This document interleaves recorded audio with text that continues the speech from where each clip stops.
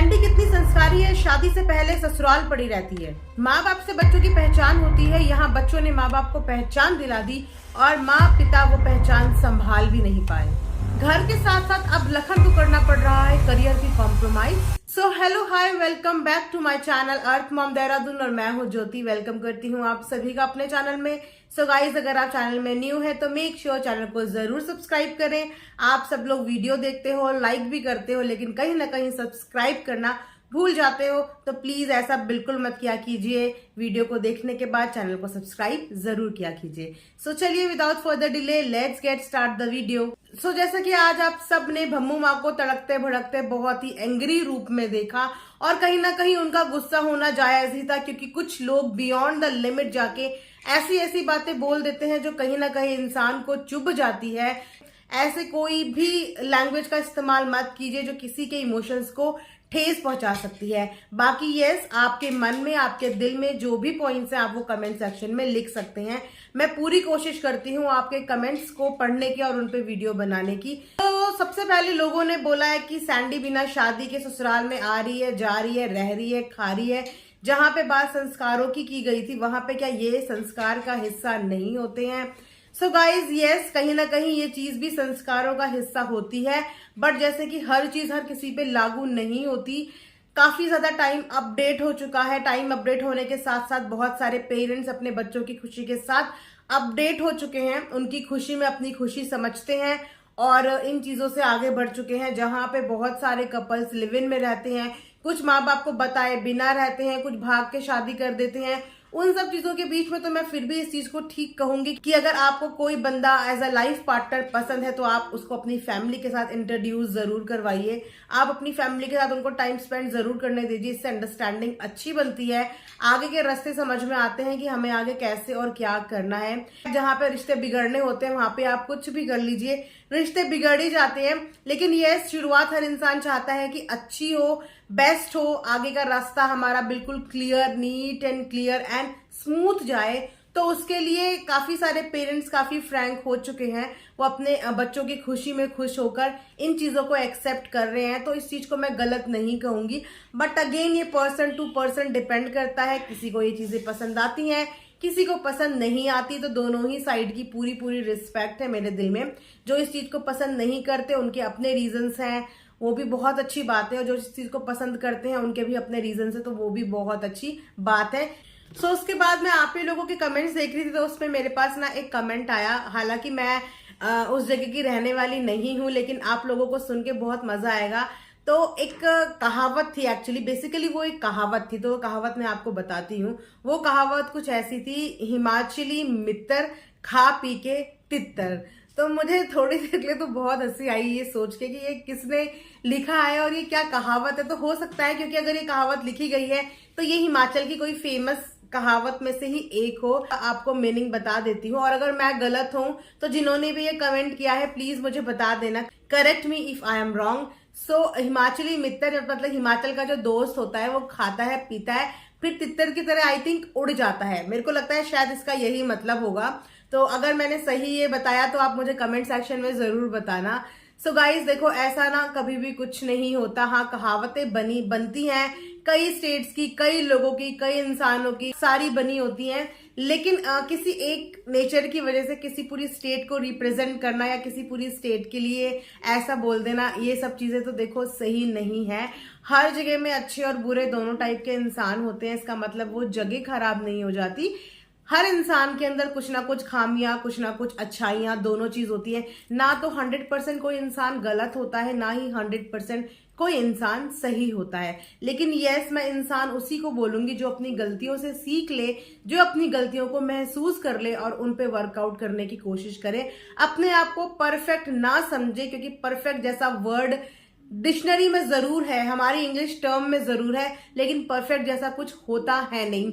तो जितना हो सके अपने अंदर से इम्परफेक्शन खत्म करने की कोशिश करें, परफेक्शन की तरफ जाने का ट्राई करें, लेकिन अपने आप को दी बेस्ट और दी परफेक्ट ये सब ना सोचे। तो उसके बाद बहुत से लोगों ने ये भी बोला कि जहां पे सोशल मीडिया पे लखनीत ने अपने पेरेंट्स को पहचान दी, हालांकि उनकी पहचान की कोई कमी नहीं है। उनको अदर देन सोशल मीडिया पहले से ही बहुत लोग जानते होंगे, डेफिनेटली जानते होंगे, लेकिन सोशल प्लेटफॉर्म पे अपने मम्मी पापा को बहुत अच्छा नाम और रुतबा लखनीत ने दिया।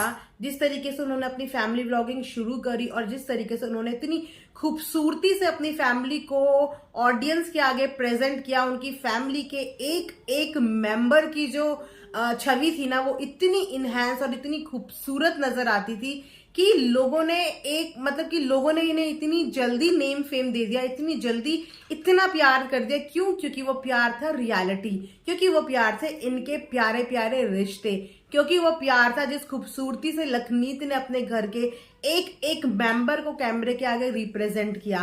तो उनके इस रिप्रेजेंट करने के तरीके को भी हैट्स ऑफ, और उन्हीं की बदौलत आज भम्मू माँ को बहुत सारी दुनिया भम्मू माँ के नाम से ही बुलाती है।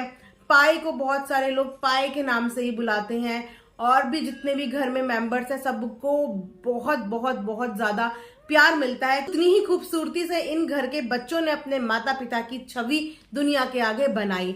बट यस, जैसे कि ये सोशल मीडिया है, अगर यहाँ पे आपकी रेपुटेशन बनने में एक दिन लगता है ना, तो आप ये सोचिए कि एक सेकंड भी आपकी रेपुटेशन गिरने में वक्त नहीं लगता। यहाँ तो मुंह से कुछ इमोशन निकले, और वो इमोशंस जितने मुंह में जाएंगे, जितनी जगह में जाएंगे, उस तरीके से निकल निकल के बाहर आएंगे।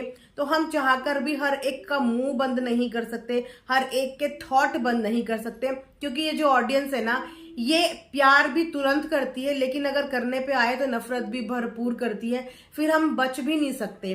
तो सोशल मीडिया का फेम और नेम ये भी ना संभालने के लिए बहुत बड़ा जिगरा चाहिए कि आप सोशल मीडिया का ये नेम फेम संभाल सको। बहुत से लोगों को नेम फेम मिलता है, आपने देखा होगा, लेकिन उनसे वो संभलता नहीं है और किस तरीके से वो एकदम डाउनफॉल की तरफ चले जाते हैं। तो वही कुछ हाल इस समय लखनीत फैमिली का है कि यस, एक बात मुंह से निकली और वो बात इतना बड़ा बवंडर बन गई, लेकिन उसके बावजूद मुझे लग नहीं रहा कि इस बात को संभालने की भम्मू माँ या पाई कुछ कोशिश कर रहे हैं। जिस तरीके से आज उन्होंने एग्रेसिवली ऑडियंस को हैंडल किया या एग्रेसिवली उन लोगों को हैंडल किया जो वीडियोस बना रहे हैं, इनको हमेशा ये सोचना चाहिए कि अगर हमारे ऊपर किसी ने उंगली एक उठाई है तो उस उंगली का रीजन क्या था। तो सबसे पहले उस उंगली को नीचे ना किया जाए, सबसे पहले उस रीजन को खत्म किया जाए जिस रीजन की वजह से उंगलियां उठ रही हैं। क्योंकि इस तरीके से तो आज आपने एक की उंगली नीचे करी, कल दूसरे की करी, परसों कोई और खड़ी होगी, तो आपने जो इतने साल में इतना प्यार कमाया है ऑडियंस का, आपकी जो इतनी प्यारी इमेज ऑडियंस के सामने है, आप उसको चुटकी में गंवा दोगे। तो हमेशा दिल से नहीं, दिमाग से भी काम लेना चाहिए कि आप ये सोचिए, ये फाइंडिंग करिए कि ये दिक्कत कहाँ से क्रिएट हुई है और उस दिक्कत को खत्म करने की कोशिश करो।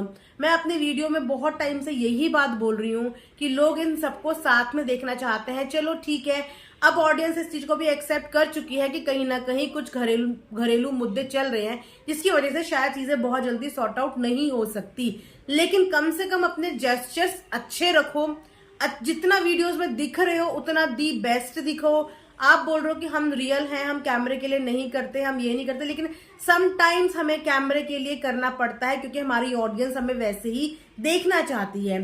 तो हम लोग जब काम ही अपनी ऑडियंस के लिए कर रहे हैं, तो जब ऑडियंस आपको ऐसे देखना चाहती है तो कर लो वैसे ही। आपकी भी मन की खुशी हो जाएगी कि आपको कुछ ऐसा सुनना नहीं पड़ेगा और ऑडियंस तो खुश हो ही जाएगी। आप खुद सोचिए कि इससे पहले कभी भी किसी ने आपके लिए या आपकी फैमिली के लिए कुछ भी कभी भी क्यों नहीं बोला, क्योंकि वो आप लोगों को बहुत प्यार करते थे। और अगर आज ये एग्रेशन भी निकल के आ रहा है ना ऑडियंस का, तो ये भी इसीलिए आ रहा है क्योंकि ऑडियंस आप लोगों से बहुत ज्यादा प्यार करती है और लखनीत फैंस बहुत ज्यादा प्यार करते हैं।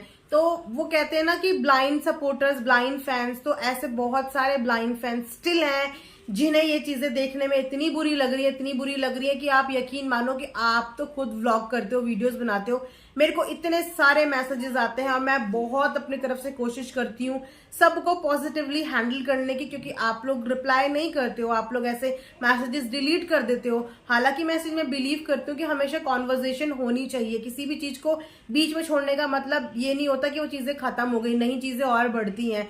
तो अगर आपने आज इतना बड़ा स्टैंड अपनी छोटी बहू के लिए ले लिया कि उसको लोगों ने इतना कुछ बोला, अलग अलग वीडियोस बनी, तो यही स्टैंड आपको तब ले लेना चाहिए था जब आपने आपके मुंह से जाने अनजाने ऐसी बात निकल गई थी तो तुरंत अगले दिन आके इस चीज को कवर अप कर देते कि ऐसा कुछ नहीं है, मैंने अपनी बहू के लिए ऐसा कुछ भी नहीं बोला।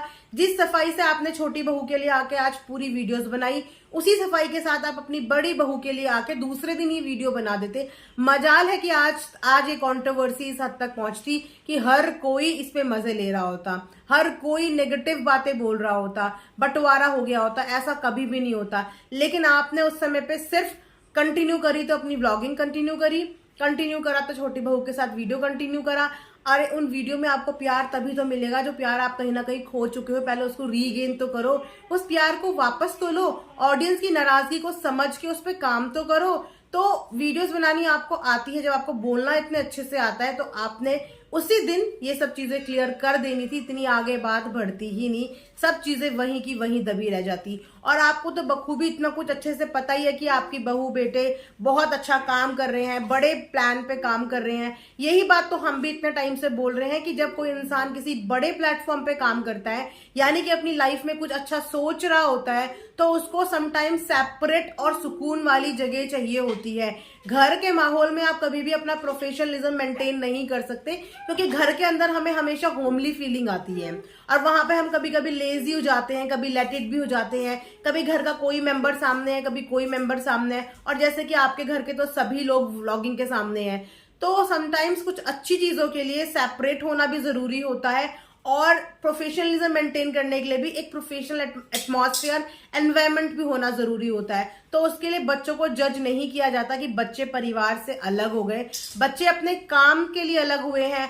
अब बहुत सारे बच्चे जॉब के लिए अब्रॉड चले जाते हैं, बहुत सारे बच्चे जॉब के लिए रिलोकेट कर लेते हैं, तो वो भी अपने काम के लिए करते हैं ना, तो ये भी उनका काम ही है, क्योंकि लखनीत की मेन सोर्स ऑफ इनकम ही उनका सोशल मीडिया है। तो वो सोशल मीडिया पे करेंगे, उनसे जितना बनेगा वो उतना करेंगे, जितनी मेहनत लगती है वो उतनी करेंगे, क्योंकि मेहनत करने की भी एक एज और एक सही वक्त होता है। बाद में वक्त हाथ से निकल जाएगा, बाद में उम्र हाथ से निकल जाएगी, फिर इंसान क्या कर लेगा और क्या नहीं करेगा। तो I think as a parent तो आप लोगों को बहुत ज्यादा प्राउड अपने बच्चों पे होना चाहिए कि आपके जमे जमाए बिजनेस का उन्हें बिल्कुल भी लालच नहीं है, उनको सिर्फ अपनी मेहनत का लालच है और अपनी मेहनत के लिए वो आगे बढ़ रहे हैं। अपने साथ साथ आपका भी नाम रोशन कर रहे हैं, आपके परिवार से जुड़े हर बंदे का नाम रोशन कर रहे हैं। सबके हाथों में आज अपनी एक खुद की आइडेंटिटी है, सोशल मीडिया पे अपनी खुद की एक पहचान है। सो ऐसे बच्चे तो ईश्वर सबको दे जिन्होंने अपने साथ साथ अपने पूरे परिवार को एक इंडिविजुअल इंडिपेंडेंट पर्सनालिटी बना दिया है सोशल मीडिया पे। Thanks for watching earth Mom Dehradun.